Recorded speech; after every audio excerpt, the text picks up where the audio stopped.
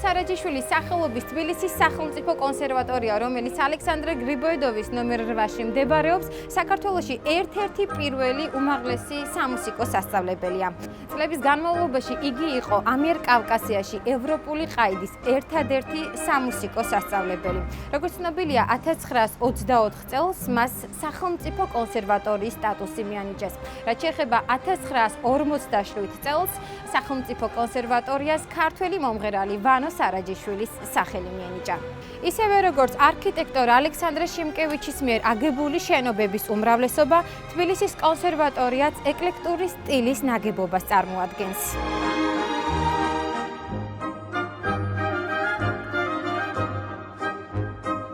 ფასადის გაფორმებაში ვხვდებით რენესანსულ ბაროკული არქიტექტურის ელემენტებს. ინტერიერის მორთულობა კი მოდერნის ნიშნებს შეიცავს. წლების მანძილზე შენობა მრავალი ცვლილება განიცადა. მას 1942 წელს 2 სართული დააშენეს, რამაც უხვად მორთული ანტაბლემენტი იმსხვერპლა. 1937-1942 წლებში აშენდა დიდი საკონცერტო დარბაზი. 1930-იან წლებშივე შენობის გვერდით ფასადზე მოათავსეს გენიალური კომპოზიტორი ბეთჰოვენის ქანდაკება. ჩვენ ამ დროისთვის ვიმყოფებით ვანო სარაჯიშვილის სახელობის თბილისის სახელმწიფო კონსერვატორიაში.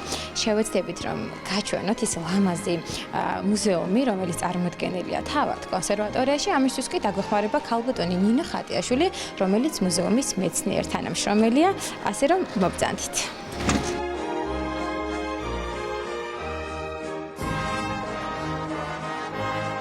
მოგესალმებით ქალბატონი ნინო. დიდი მადლობა მიღებისთვის.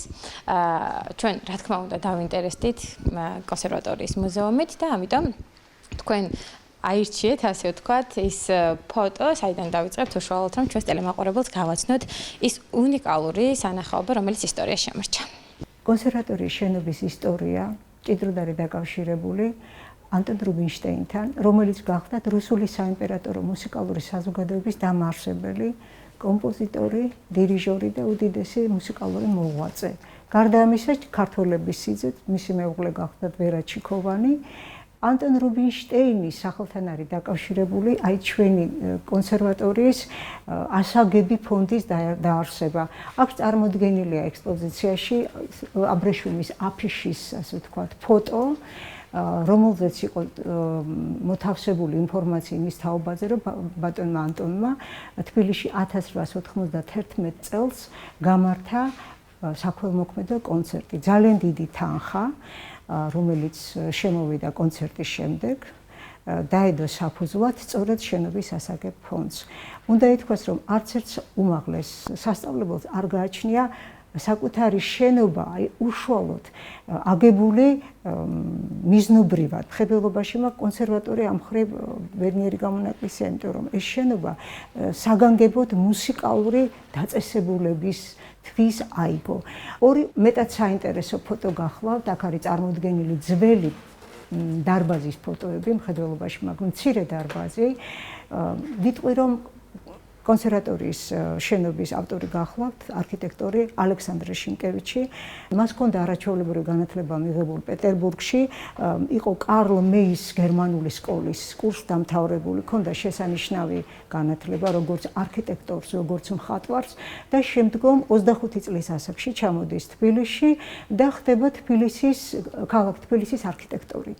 ჩვენ ყოველთვის განებიბრებულები ვიყავით ძალიან დიდი მუსიკოსებით, რომლებიც აქ ჩამოდიოდნენ და პეტრე ჩაიკოვსკის შესახებ ვიტყვი იმას, რომ მისი ძმა პეტრე ჩაიკოვსკის ძმა გახლდათ ანატოლი ჩაიკოვსკი თბილისის ვიცე-გუბერნატორი და 5 წლის განმავლობაში ეს თანმიმდევრულად ჩამობრძანდა პეტრე ჩაიკოვსკი და ის ამბობდა, რომ ისე როგორც თბილისში ჩემი მუსიკა ასე კარგად ისე როგორც თბილისში ასე არ ესმით.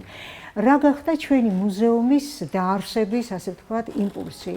აი რაჰმანოვის როიალი, რომელიც ერთადერთი არის ყოფილ რუსეთის იმპერიის მასშტაბით და ჩვენ ვამაყობთ ამით და გახლავთ ეს фирмиში музыкальное училище Тифлисского отделения императорского русского музыкального общества, რომელიც მუზეუმის დამაარსებელმა ქალბატონმა მარინემ გვერდით სადარბაზოში მეწავეს და ნიკოლა. აქ წარმოდგენილი არის ფოტო პეტრე ჩაიკოვსკის ერთადერთი ფოტოა, რომელიც არის ორიგინალი, იმიტომ რომ ტექნიკური თვალსაზრისით რთული იყო ამ ფოტოს ასლის დამზადება მუზეუმის ძალებით. შალაპინი რო არ მოხვედრილიყო თბილისში, იგი შეიძლება არც შემდგარიყო როგორც უდიდესი მომღერალი, იმიტომ რომ მას თბილისმა მისცა ძალიან ბევრი რამ და შალაპინი ამბობდა რომ ორჯერ დაიბადა იგი სიცოცხლისათვის ყაზანში და მუსიკისათვის თბილისში. ასევე ქართველების თაობაზე მე შემიძლია გითხრათ რომ აი მუსიკალური განათლების სათავეებთან არიან ორი უდიდესი ქართველი მუსიკოსი დაკავშირებული. ეს არის ხალამპი სალონელი და ალოიზ მიზანდარი. აი რომელი სახელოვანი გამოჩენილი მუსიკოსები შეგიძლიათ რომ ჩვენ გვაჩვენოთ იმ ფოტოზე, რომელიც წარმოდგენილია. აუცილებლად ელისაბედ ორბელიანი გახდათ სამეფო გვარის წარმომადგენელი. ქალბატონი ელისაბედი გარდაცვალებამდე ცოტა ხნით ადრე, ეს არის მეორე მსოფლიო ომის პერიოდი, სტუმრობს თბილისის კონსერვატორიის ბიბლიოთეკას და მუსიკალური ავტოგრაფები დაუტოვა კონსერვატორიის ბიბლიოთეკას, ხოლო ლიტერატურული ავტოგრაფები, რომელიც ძალიან მდიდარი იყო, რითაც მდიდარი იყო მისი სალონი, გადასცა ლიტერატურის ისტორიის მუზეუმს. ელისაბედ ორბელიანი არის ქალბატონი, პირველი ქალბატონი, რომელმაც თარგმნა ქართული ლიტერატურული შედევრები უცხო ენებზე, ინგლისურ და ფრანგულ ენებზე. სასწავლებლის პირველი დირექტორი იყო ნიკოლოზ ნიკოლაევი. არაჩვეულებრივი პიროვნება. ჩვენ ძალიან დავალებულები ვართ ნიკოლოზ კლენოვსკისთან, რომელიც იყო სასწავლებლის დირექტორი და კლენოვსკის სახელთან არის დაკავშირებული ფალიაშვილების, ძმები ფალიაშვილების, ვანო სარაჯიშვილის, იაკ არგერეთელის სახელები. ანუ პრაქტიკულად რაზეც უკვე იდგა შემდგომ ქართული კულტურა, მუსიკალური კულტურა. უნდა გითხრათ, რომ იპოლიტო ვივანოვი ჯერ კიდევ 1891 წელს მიმართავს მთავარ დირექციას, თხოვნით, რომ სასწავლებელს მიეცეს კონსერვატორიის სტატუსი, მაგრამ ეს გადაიდო 30 წლის დაგვიანებით მოხდა ეს ფაქტი და პროტესტის ნიშნად დავირქვით კონსერვატორია. დიახ, ქალბატონი ნინო, მე მინდა გადავინაცვლოთ ახლა იმ როიალთან, რომელთანაც ვდგავართ ახლა ჩვენ ამ დროისთვის. ეს არის ვანო სარაჯიშვილის როიალი, რომელიც რესტავრაციის პროცესშია და საინტერესოა ის, რომ რა თქმა უნდა, თავად ბატონი ვანო სარაჯიშვილი ხეროდა ამ როიალთან. ეს როიალი ისევე როგორც სხვა ინსტრუმენტები, აქ არის საჩუქრის სახით წარმოდგენილი და აი ოჯახმა ძალიან დიდი პატივისცემით, ესე იგი სურვილი გამოთქვა, რომ ეს ინსტრუმენტი იყოს მისივე სახელობის კონსერვატორიის მუზეუმში განთავსებული. უნიკალური ემხრივ, რომ თავის დროზე ძალიან ძვირად ღირებული იყო შიდა მხარე, ესე იგი მექანიზმი არის ძვირფასი ოქროთი და ვერცხლით, ასე ვთქვათ, დამშვენებული და შენარჩუნებულია იდეალურად თავისი პირვანდელი სახე. აი რაც შეეხება აი ამ ფოტოს, ეს არის ანა თულაშვილის კლასი.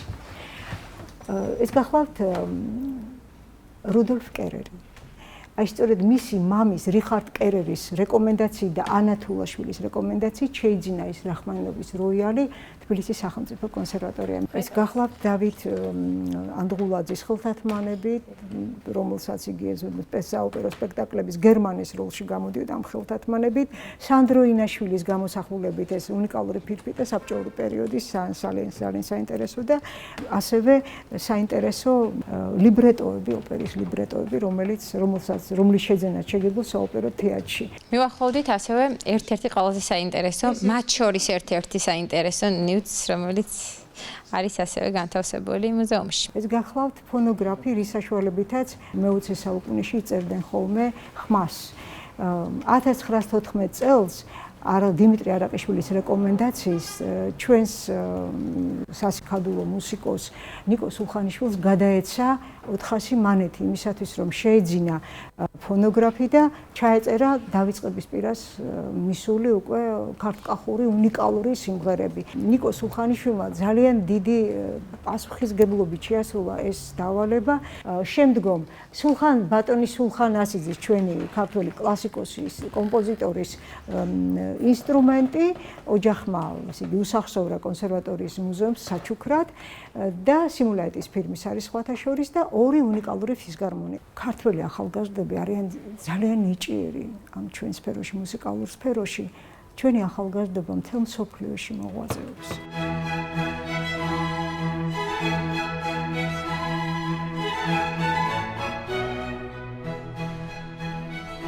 კონსერვატორიაში რო შემოდივარ, სულ მახსოვდება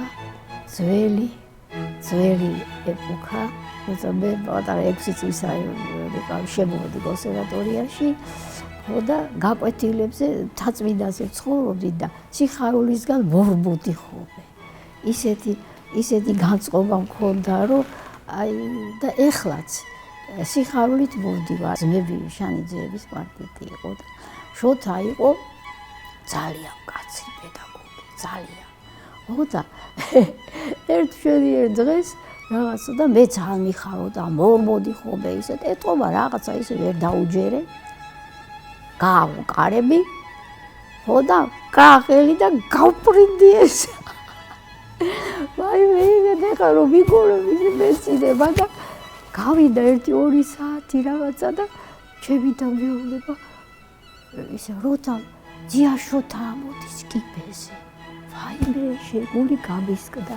მოვიდა და ბოდიშის მოსაყდელად მოვიდა, რომ დედაჩემს ძალიან ისე გამოვიჩინეო, არასწორად სიმკაცრეო და ბოდიშს ვიხდიო, ბოდიშს გიხდით.